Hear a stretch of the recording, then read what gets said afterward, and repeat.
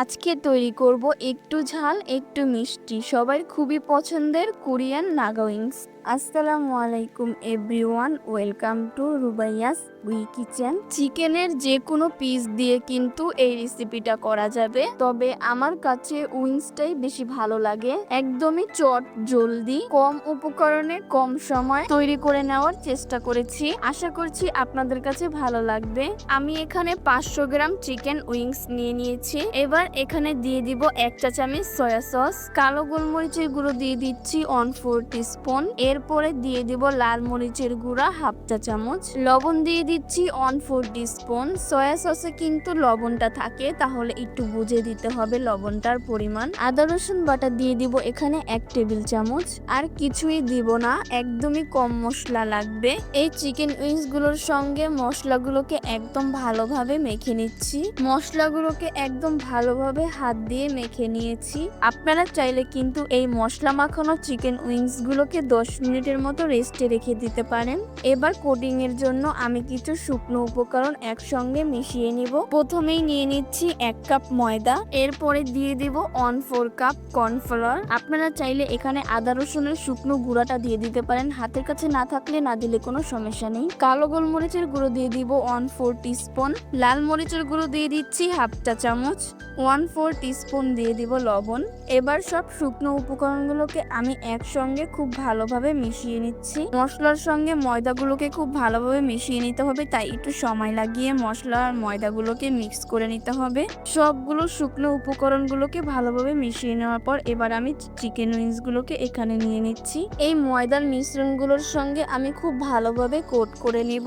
Wings গুলোকে coat করে নেওয়ার পর এবার হালকা হাতে একটু ঝেড়ে নিব এক্সট্রা ময়দাগুলোকে। কোটিংটা যত ভালো হবে তত চিকেন উইংস গুলো খেতে ক্রিস্পি হবে, তাই এই কোটিংটা একটু সময় নিয়ে ভালোভাবে করে নেওয়ার চেষ্টা করবেন।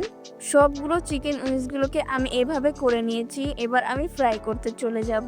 তেলটা যখনই গরম হয়ে যাবে তখনই আমি সবগুলো চিকেন উইংস গুলোকে দিয়ে দিব এখানে। চুলার হিটটা হাই মিডিয়ামের মাঝামাঝি রেখে এগুলোকে ক্রিস্পি করে ভেজে নিতে হবে। চিকেন উইংস গুলোকে প্রথমেই আমি নাড়াচাড়া করিনি, যখন একটু কালার আসতে শুরু করেছে তখন চিকেন উইংস গুলোকে একবার উল্টিয়ে দিয়েছি। এরপর দুই পাশ থেকে কালার চলে আসলে আর ক্রিস্পি হয়ে গেলে আমি তেল থেকে ঝরিয়ে তুলে নিচ্ছি। আপনারা চাইলে কিন্তু এই চিকেন উইংস গুলোকে ডাবল ফ্রাই করে নিতে পারেন, এতে করে কিন্তু এই চিকেন উইংস গুলোকে অনেক বেশি ক্রিস্পি হয়। এইবার প্যানে অল্প কিছু পরিমাণ তেল দিয়ে তেলটা একটু গরম হয়ে আসলে দিয়ে দিব 1 চা চামচ রসুন কুচি। রসুন কুচিগুলোকে আমি একদম মিহি কুচি করে নিয়েছি। এরপর তেলের সঙ্গে রসুন কুচিগুলোকে আমি কয়েক সেকেন্ড একটু ভেজে নেব। চুলার হিটটা থাকবে একদমই লোতে। এবার আমি এখানে দিয়ে দিব 1/2 কাপ টমেটো সস বা টমেটো কেচাপ। আপনারা চাইলে এখানে red chili sauce, sweet chili sauce add করতে পারবেন, হাতের কাছে না থাকলে না দিলেও হবে। চুলার হিটটা একদমই মিডিয়ামে রাখতে হবে। অনবরত লেড়ে চেড়ে আমি ভালোভাবে মিশিয়ে নিয়েছি। আমি এখানে 2টি সস ব্যবহার করেছি। 1 চা চামচ দিয়ে দিচ্ছি লেবুর রস, আপনারা চাইলে এখানে দিয়ে দিতে পারেন হোয়াইট ভিনেগার বা সাদা সিরকা। 1 টেবিল চামচ দিয়ে দিচ্ছি মধু। মধু দেওয়ার পর কতক্ষণ জাল করে নিয়ে দিয়ে দিচ্ছি আমি এখানে 2টি কেটে রাখা নাগামরিচ।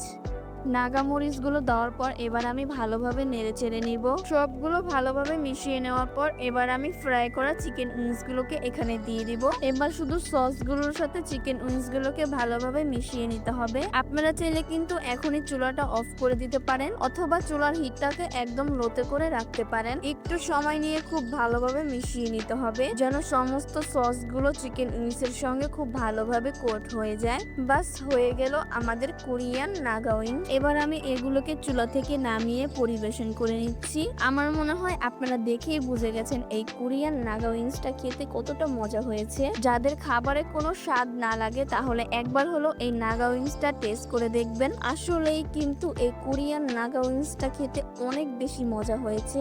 একটু ঝাল, একটু মিষ্টি, উপর দিয়ে ক্রিস্পি আর ভিতর দিয়ে একদমই জুসি।